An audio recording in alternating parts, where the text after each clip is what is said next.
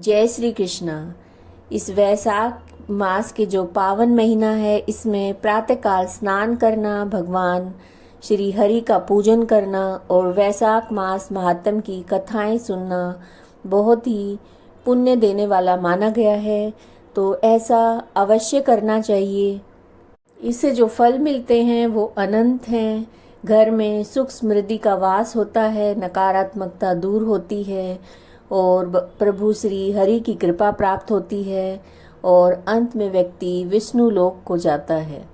तो आइए, आप वैशाख मास महात्म का 14वां अध्याय सुन रहे हैं। श्रुतदेव जी कहने लगे, मेष की संक्रांति में वैशाख मास में प्रातःकाल स्नान कर मधुसूदन भगवान का पूजन करके जो इस मनोहर कथा को सुनते हैं वो सीधे विष्णु लोक को जाते हैं।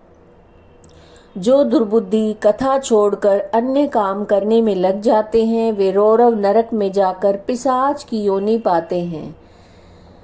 यहाँ पर हम एक प्राचीन इतिहास कहते हैं जो पाप दूर कर पवित्र करने वाला है। प्राचीन काल में गोदावरी के किनारे ब्रह्मेश्वर क्षेत्र में ब्रह्मनिष्ठ बड़े परमहंस दुर्वासा ऋषि के 2 शिष्य रहते थे। वे सदा उपनिषद शास्त्रों में निष्ठावान थे। उन्हें किसी से कुछ अपेक्षा नहीं थी। भिक्षा मांग कर जो कुछ मिलता उसी को खाकर पर्वत की गुफा में रहते थे। ये दोनों तीनों लोकों में सत्यनिष्ठ तपोनिष्ठ नामों से विख्यात हुए। इनमें सत्यनिष्ठ तो सदा कर्मों को करता हुआ भगवान की कथा सुनने और सुनाने में ही तत्पर रहता, लेकिन पुण्य रूपी कथाओं की व्याख्या को सुनते सुनाते समय संपूर्ण कर्मों को भी छोड़ देता था तथा कथा समाप्त होने पर नित्य कर्म करता था। वह बिना कथा श्रवण किए अन्न ग्रहण नहीं करता था।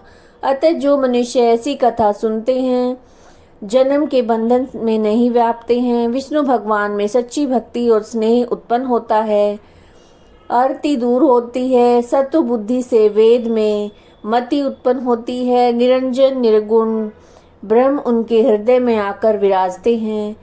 परंतु जहाँ साधु महात्मा ना हो, तुलसी ना हो, विष्णु जी का मंदिर ना हो,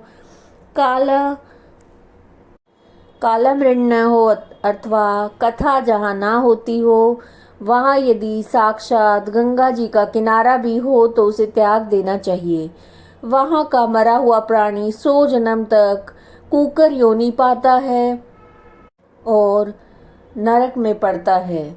ऐसा उपनिष्ठ विचार कर मुनीश्वर सदा विष्णु की भक्ति और कथा श्रवण करने में तत्पर रहता था।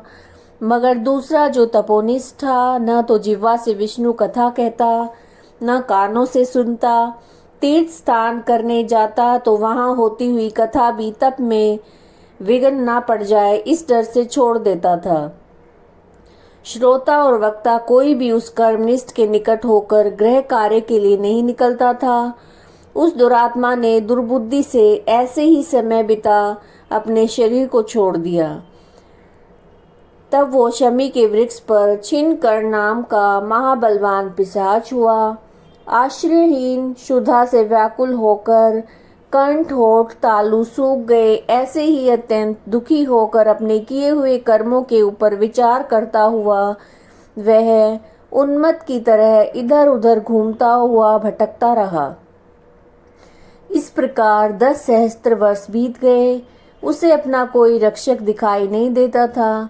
उस अकृत आत्मा की देह पर पवन अग्नि के समान लगता था, जल कालाग्नि के तुल्य और पुष्प आदि विष के समान मालूम होते थे। इस प्रकार उस सुनसान वन में साधु संग तथा कथा से रहित स्थान में भटकता रहा। कदाचित देव योग से सत्यनिष्ठ पैठिनसीपुरी से आया। मार्ग में उसने सुधा से अत्यंत पीड़ित और अत्यंत दुखी छिन्नकर्ण नामक पिशाच को देखा। उसे देखकर मुनीश्वर कहने लगे, डर मत, तू कौन है और तेरी ये दशा कैसे हुई? अब से आगे तुझे दुख नहीं होगा। सत्यनिष्ठ के ऐसे आश्वासन देने पर छिन्नकर्ण अत्यंत व्याकुल होकर कहने लगा, प्रभु, मैं दुर्वासा का शिष्य तपोनिष्ठ नाम का यति हूँ। मैं ब्रह्मेश्वर क्षेत्र का निवासी हूँ। कर्मों का लोप हो जाने के भय से अपनी दुर्बुद्धि के कारण महात्माओं द्वारा कही हुई विष्णु कथा का आदर नहीं किया। उसी कर्म के घोर परिणाम से मेरी मृत्यु हुई। छिनकर्ण नामक पिशाच बनकर दुख से अत्यंत व्याकुल हुआ। आज मेरा भाग्य फिर गया। मेरे ऊपर सब देवता, गुरु और साधु संतुष्ट हैं। हरि भगवान मेरे ऊपर प्रसन्न हैं, जो आपके दर्शन मुझे हुए। इस प्रकार छिनकर्ण त्राही त्राही करता हुआ चरणों पर गिर पड़ा।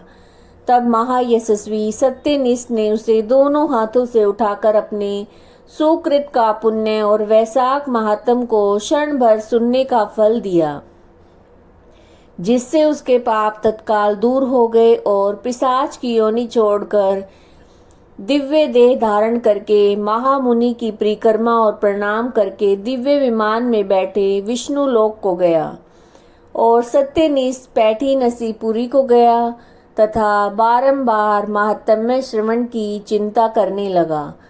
श्रुतदेव जी कहने लगे, जहाँ शुभ फल देने वाली, सब लोगों के पाप को दूर करने वाली विष्णु भगवान की कथा होती है, वहाँ सब तीर्थ और अनेक क्षेत्र आ जाते हैं तथा वहाँ के निवासियों को मुक्ति प्राप्त होती है, इसमें संदेह नहीं है।